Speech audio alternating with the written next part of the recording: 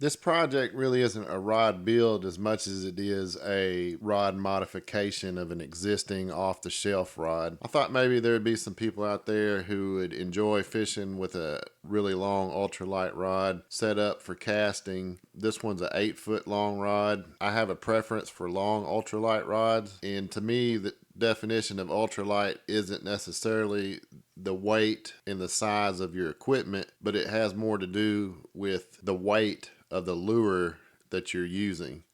So for lightweight stuff, if I've got a rod set up that will cast lightweight stuff a long distance, I'm going to call that an ultralight rod and reel setup. Even though most people would consider this setup more of a light setup because the PN 4300 isn't exactly an ultralight reel. It's really close, and it has a lot of line capacity for a small reel, but it's slightly bigger than most ultralight reels. And I actually prefer a slightly larger spool diameter because it seems like the line comes off of it a lot better as you're casting. If you get too small of a diameter spool, the line's wound so tightly and so compactly that it's a little more difficult to come off the spool.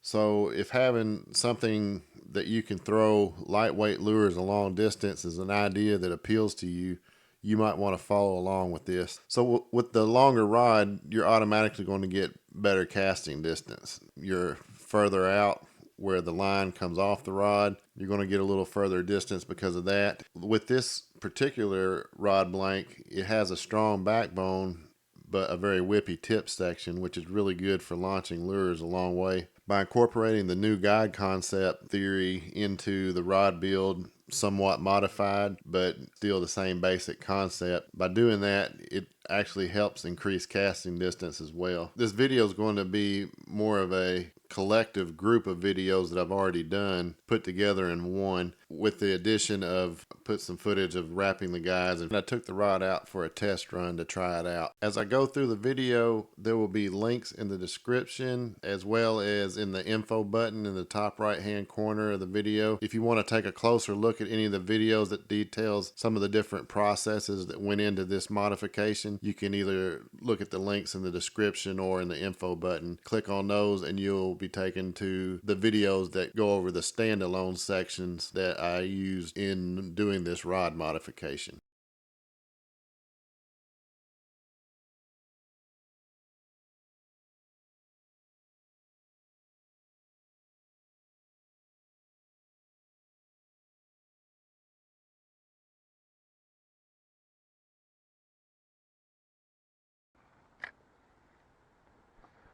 Line really comes off really well.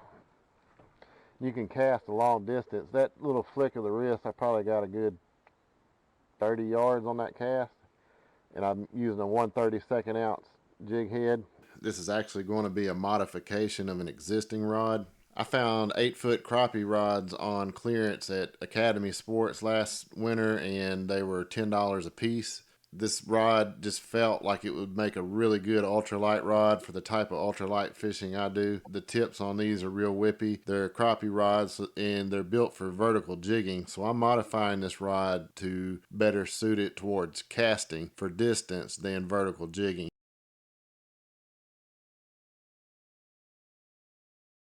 The main idea behind the new guide concept is to build a rod around the reel. If you think about it, that makes a whole lot of sense. If you want to maximize the potential of your reel, if the rod is built to that reel's needs, then it should perform better for you.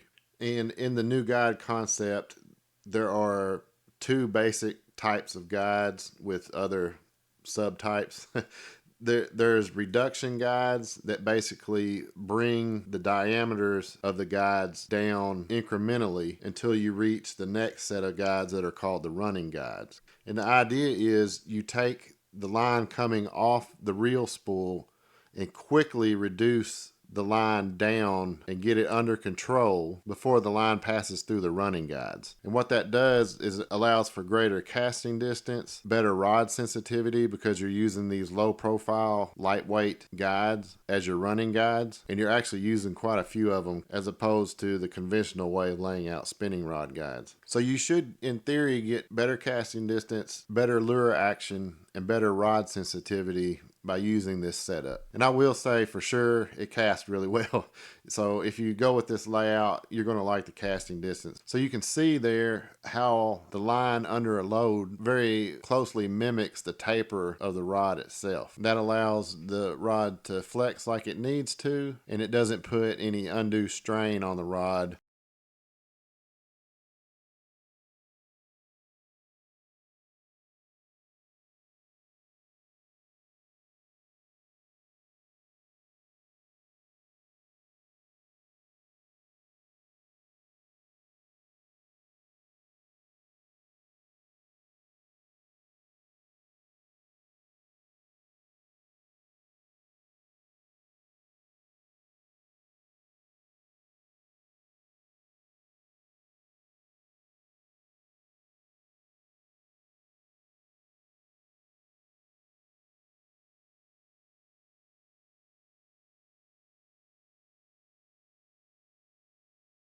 I'm actually removing the finish completely from the bottom section of this rod, and I've already refinished that. The reason I removed all the finishes because I wanted to remove the factory labels from the rod. I didn't like them. They were on crooked. They just didn't look good anyway. And the way I refinished these, it's not that big of a deal to me. It doesn't take very long. That might be something I do a future video on.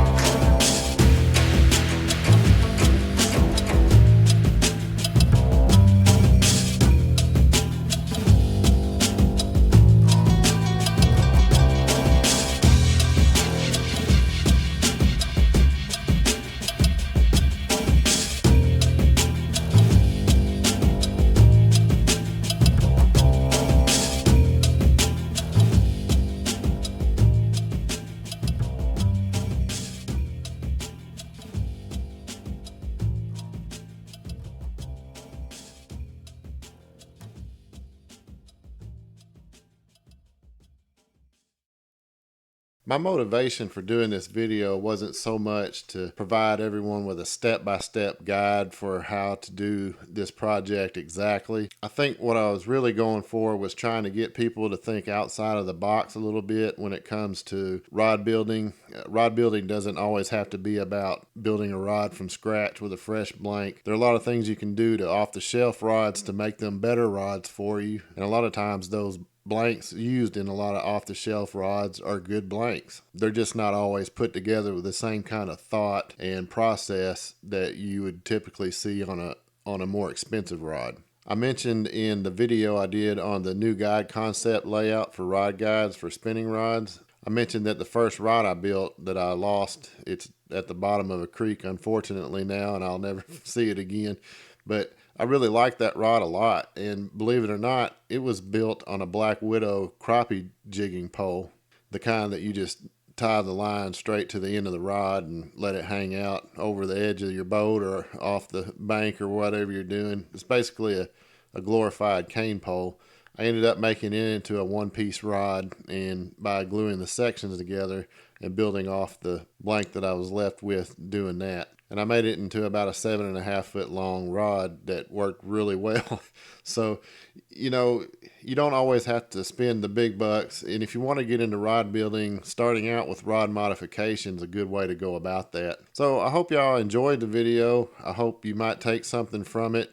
I hope maybe it inspired someone to look at rods a little differently, and maybe it will inspire somebody to do something that they wouldn't have thought of before. Rod building doesn't have to be an expensive hobby to get into if you think outside of the box a little bit. So I hope you enjoyed the video. Everybody take care and tight lines. There's one right there. That's a better one. Is that a catfish? I think that might be a catfish. Yep. Golly. Well, that's another advantage to ultralight fishing to me is you never know what you're going to catch. That catfish just hit that purple worm just like it was live bait. So you never know what you're going to catch when you're ultralight fishing. The presentation is so natural looking that it really tempts just about anything to hit it. So that was interesting. I've caught a few catfish on plastic worms before, but not very often. So it's always fun when you do.